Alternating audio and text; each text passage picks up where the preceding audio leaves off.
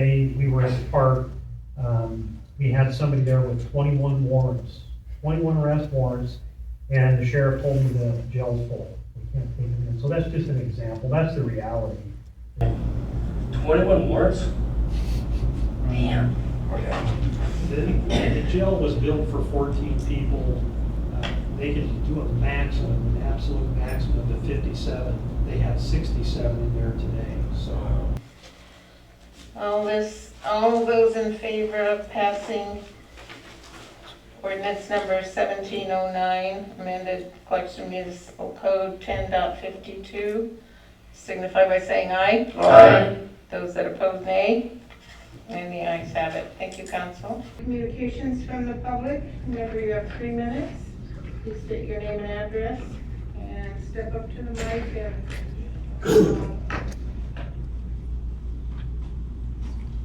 We had a request for accommodation.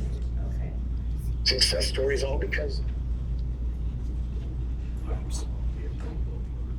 Hello, my name is Jim Griffin. I've been a resident here for a long time. I've complained before, and it's not going anyplace, so tonight I'm going to complain again, so there's more people here that can understand. So since I got 3 minutes, I'm going to read this. Is the city codes for everyone, or just for the city, to pick and choose at their discretion? Ask the council.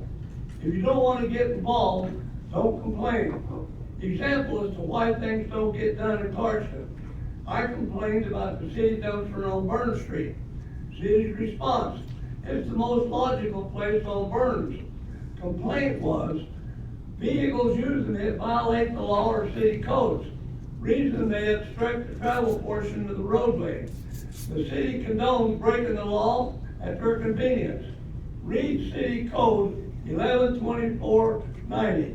Now they have 2 dumpsters parked there. Complain about parking by park. Response: the council has no motion as to how to park, so they can park anyway. Read Code 1124.010 and 1124.020. I think this contradicts their response, and 2 city attorneys agree with their response. Let's go to Natchez Swedes, Code 712. The complaint is that they're going across sidewalks into the gutter and even into the street. Response is, the city's position to work with the property owners to voluntarily clean them up. From a letter I received, this has been the position for 20 years. It's not working. The property owners can be given a notice, then the city can get it done at the property owner's expense. Plus, the city attorney can file charges with the court. When asked how many times this has been done, no response. Does anybody see why I complain? If you never talk to a brick wall, talk to the Clarkston Council. Now I have a copy here with the pictures, some pictures, very few, but they're within 2 blocks of my house. I could send pictures of 100 of violations. I just want to know when you folks are going to start abiding by your own rules. That's it. If you want a copy, I have them here. I'll give one to the city administrator, and he can run a copy for everybody and the rest of them for the public. Thank you. It's not on. No, the microphone. I don't think it's been on the whole time. It wasn't on. It was on. Yeah, it's on. Okay. Ronald Coons, I live in Clarkston. First thing I'd like to commend Officer Turner for the fine work he's done for this city. Gosh, I almost feel like we need another code enforcement officer. I'd like to talk a little bit about trailers that are 13th, parked on 13th Street, Port Way, Port Drive, and 13th, right now, little square there. They're meth houses. They're just mobile meth houses. We need to clean those trailers up, and we need some type of a ordinance that doesn't allow them to get moved a block away and be able to stay another day or 2. It's ridiculous. And then what really surprises me is the fact that when they do tow a trailer, they get their trailer back then the city of Clarkston stuck with the tow bill. It doesn't make no sense. So it seems to me an ordinance to enforce a better limit there, or maybe you can't come back to those same streets. I don't know. I don't have the answer to that, but there's something wrong there. But I do want to make it real clear. I do commend Officer Turner and all the hard work he's done, and I also want to take my time and commend the police chief and his fine officers. They've done a good job of getting some good hardcore people off the streets. A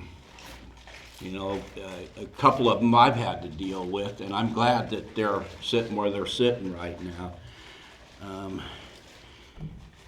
I honestly, as I go to all these different parks, yes, I do take a lot of photos, and yes, I do post a lot of photos, but one thing I'm tired of seeing is needles everywhere. It's got to be something that we can do to ensure that children don't go to these parks and get stuck with the needle. Another thing that I'm a little frustrated with is seeing campfires at Foster Park. I mean, that's crazy. They're not supposed to have fires there. That place is turned into a trash hole, as you know, so I'm not going to waste a whole time on you there. And I had a prepared speech for you, but I think I'll wait for my next meeting on that one and see how the new ordinance goes. All right, anyway, thank you all. All right.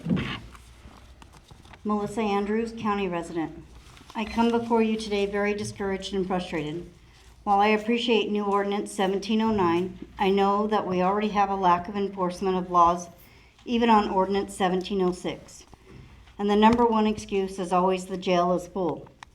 So it's okay to openly use drugs, start fires in a park, crap on people's lawns, steal from people's yards, homes, cars, or anything nearby.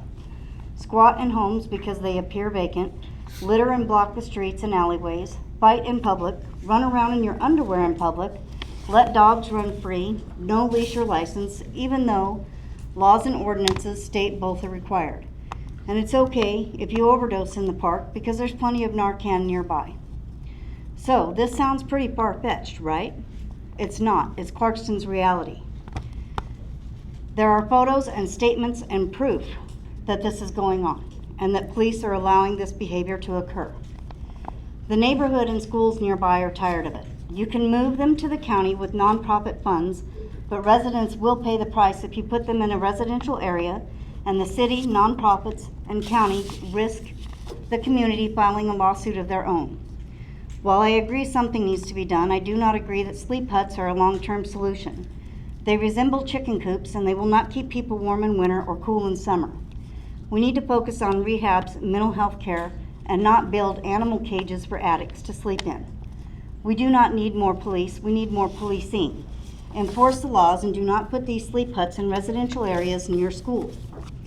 As of now, it has been community policing. The community calls in what they see, police check it out, and they leave. No solution, just a warning or a lecture. Some may go to jail, but not very many. Up to this point, nonprofits have only enabled them by supplying them with food, tents, wagons, and hygiene items, only allowing them more money for their drugs. This will not change with sleep huts. They will just be relocated for another neighborhood to deal with. If the jail is good enough to house inmates, it's good enough to shelter the homeless. It has heat, plumbing, and electric. It's not up to code, so spend the money to get it up to code. It's by the library, by DSHS, and by QEH. Or set up a camp by the new jail away from residential areas and have PTPA do regular bus routes for transportation. Otherwise, you are just looking at more complaints and more problems. Citizens of Clarkston refuse to be the next Seattle, Portland, Pittsburgh, Chicago, etc. We will not let homeless addicts be treated better than the hardworking taxpayers and are prepared to fight legally or whatever means necessary to take action since the city and county refuse to.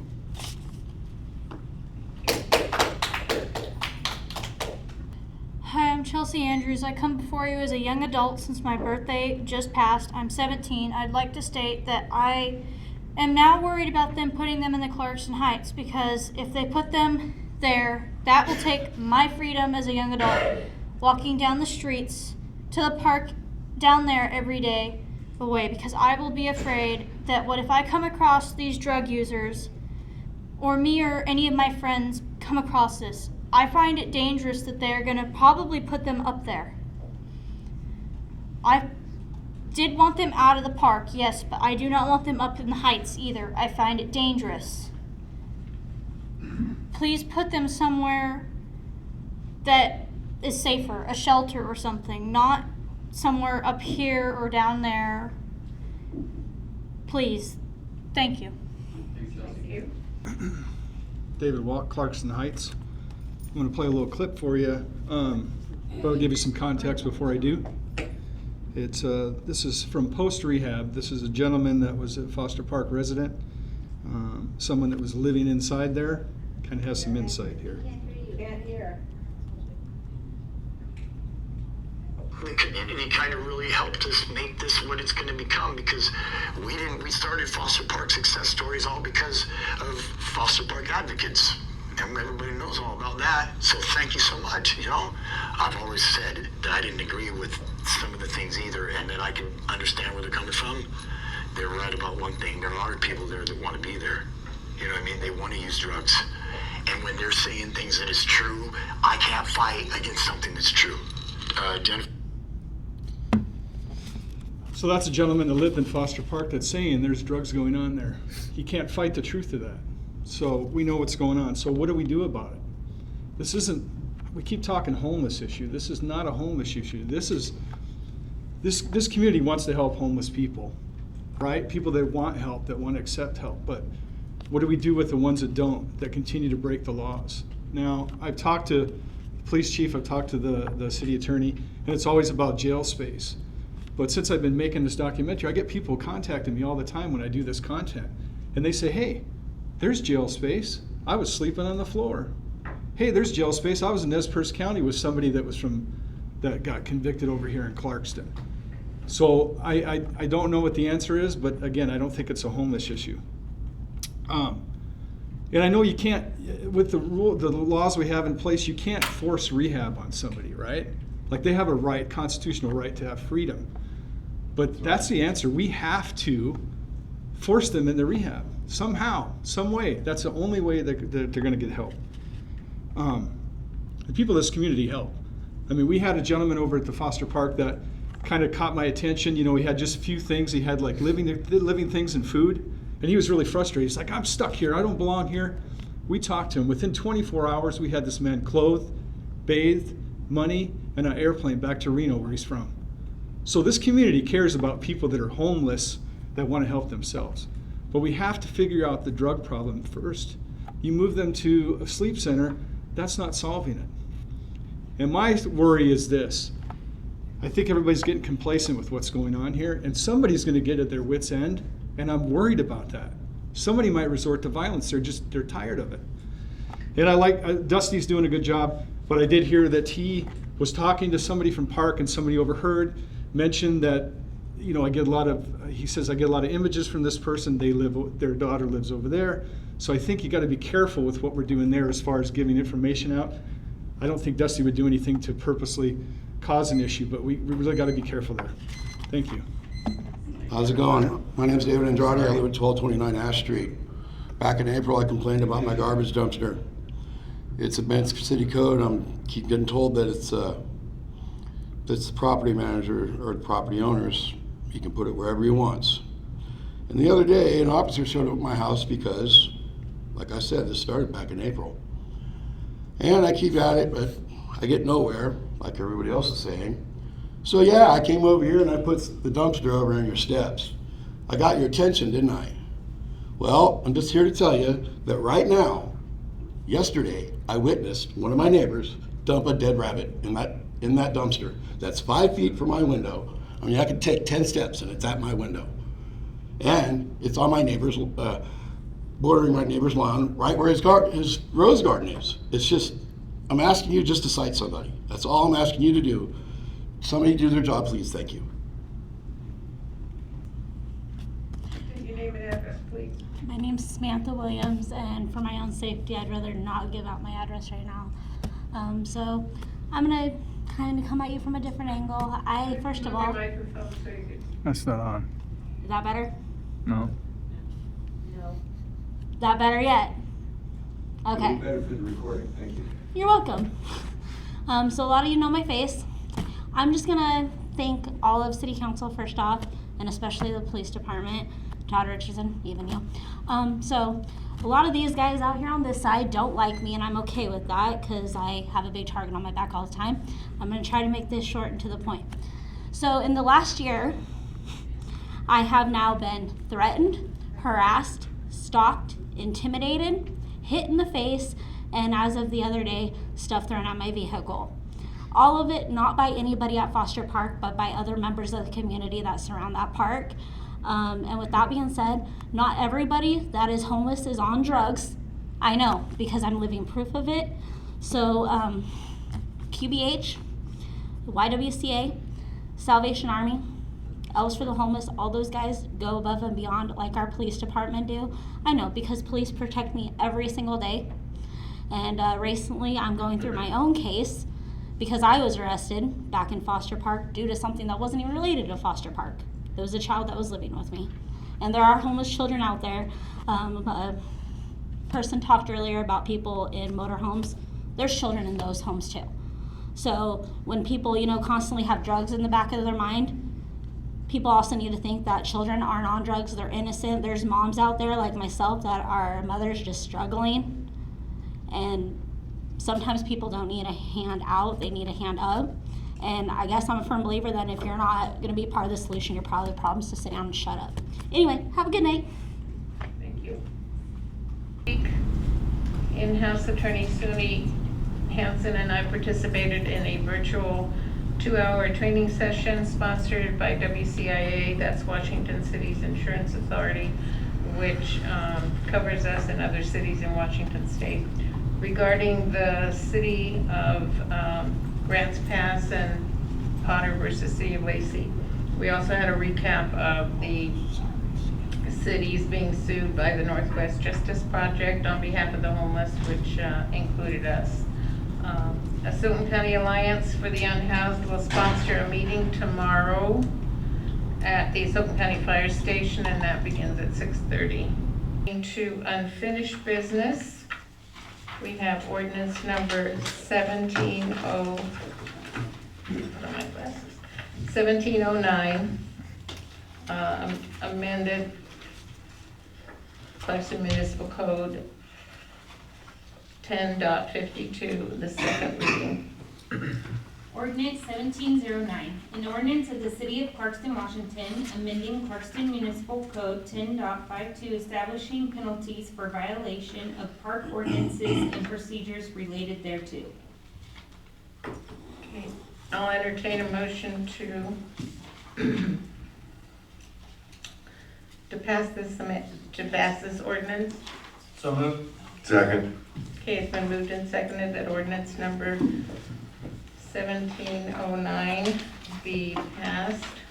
We can have some discussion if you like, council, or if you have any questions for Attorney Richardson. I did have one thing I needed to inform you of. At the end of the ordinance, it says it becomes effective immediately upon publication and passage. That is a misstatement. The law requires 5 days after publication before it can become effective. Do we need to amend it? No, the statute controls over the wording of the ordinance. Okay. So Washington statute means that once it gets published, then the law enforcement have to wait 5 days before they can start enforcing it. I'm really putting that out so that all the folks who understand, or who are here to hear it, get passed. They understand that just because it's passed tonight doesn't mean it gets enforced tomorrow.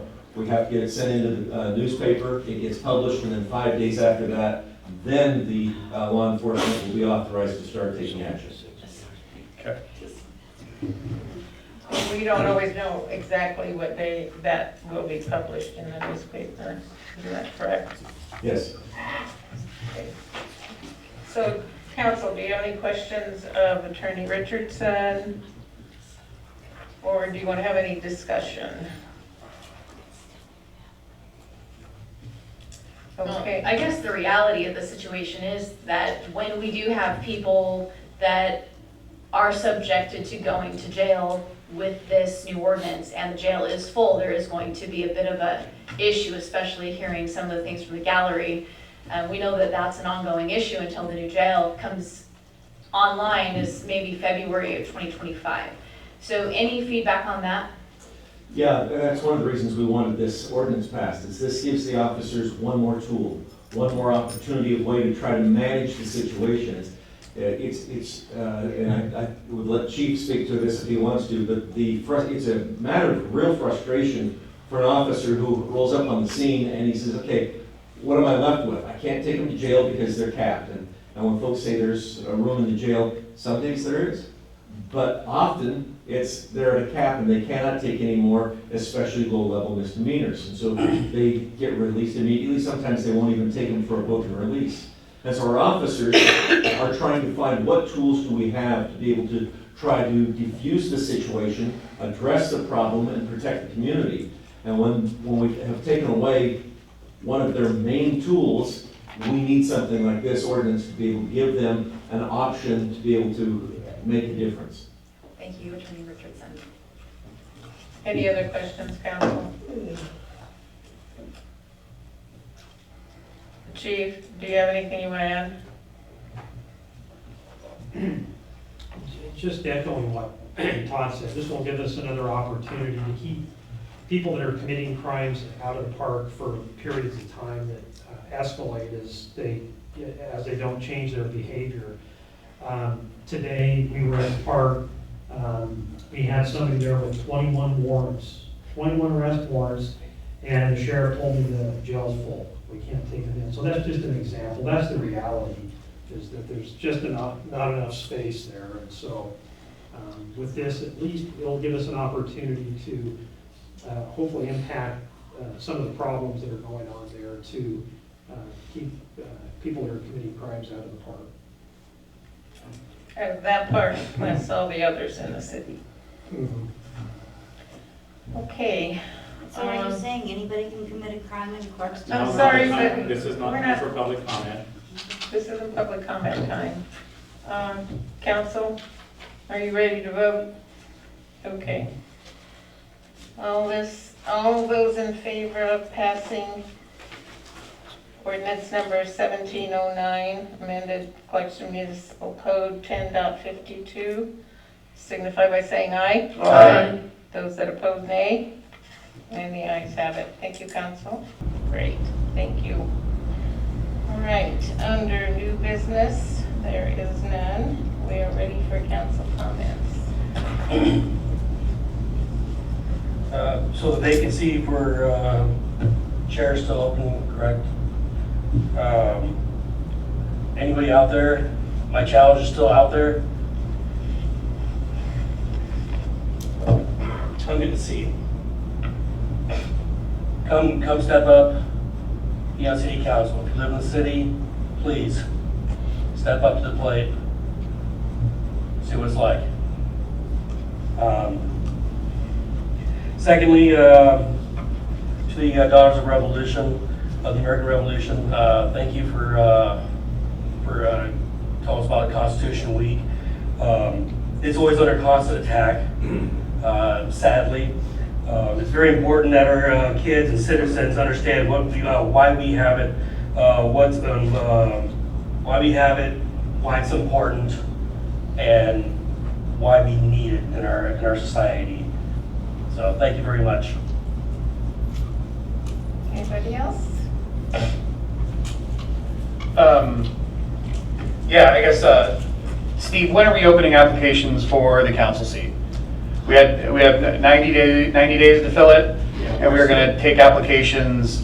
Yeah, it's technically open. We haven't passed out any applications yet. They'll be available on the website and at City Hall during business hours. Okay. We are waiting on the final piece of paperwork to be signed off by the exiting council member. Mm-hmm. And as soon as we have that in hand, then we're able to publish that application. Okay. David, your concern about resorting to violence has been one that we've all acknowledged, and when talking to attorneys trying to get some motion on getting that park cleared out. That's, I mean, literally something that has been said, that not doing something is going to get somebody hurt or killed. Like, we have to move ahead. That is, that is a concern and something that we've addressed. For Chelsea, where you at? We have, as of right now, there are 0 plans to move any shelter space into the Heights. It's outside of what we're trying to do. It doesn't make any sense. There's been no talk, and there's actively plans to not ever put it up in the Heights. For Melissa, when the jail's full, I mean, anyone can commit a crime at any time, right? But if the police get involved, you're going to get a citation. If you don't go to jail, you still have to face the consequences of your crime and your citation. We just don't have space in the jail. That's a reality. It didn't seem like it was going to be a concern years ago, but here we are with 50 people in that little jail. I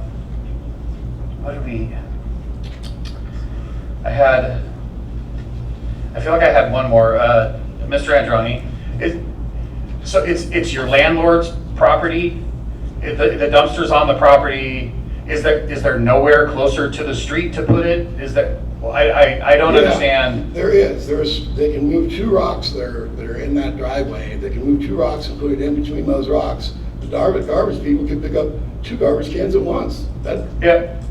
Yeah, is that something you should, like, that's something it sounds like you should probably address with your landlord.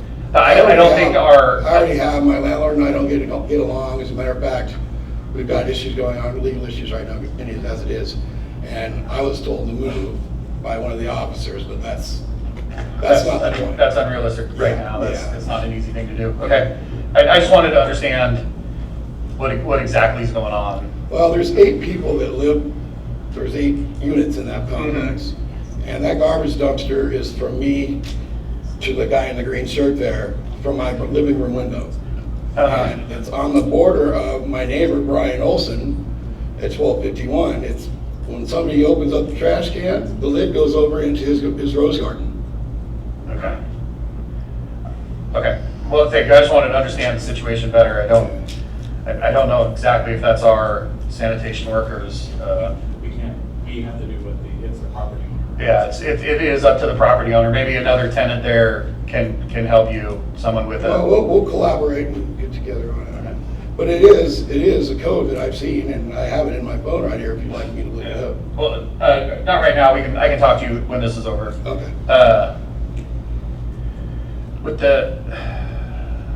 We have our ordinance with the RV issues. I don't know what else. I mean, we can talk about the RV issues. We did an ordinance, I think, last year, trying to find a solution to a problem where before they could just be there, and it was very difficult to get them to move on. So we will look at it and figure out what we're doing. Needle issues. I don't know if that's a situation where we need more containers. I don't know if they're just getting thrown on the ground because the people just aren't going to use the containers anyway. I wish that wasn't the problem. I think as far as my notes, that's everything I have. Okay, Chelsea had a question. I'll talk to her afterwards. All right, thank you. Anyone else on council? One more thing. 21 warrants? Man. The jail was built for 14 people. They could do an absolute maximum of 57. They had 67 in there today, so that's. But one guy had 21 warrants? I'll have the feds do that. Gotta be some sort of record. Probably not.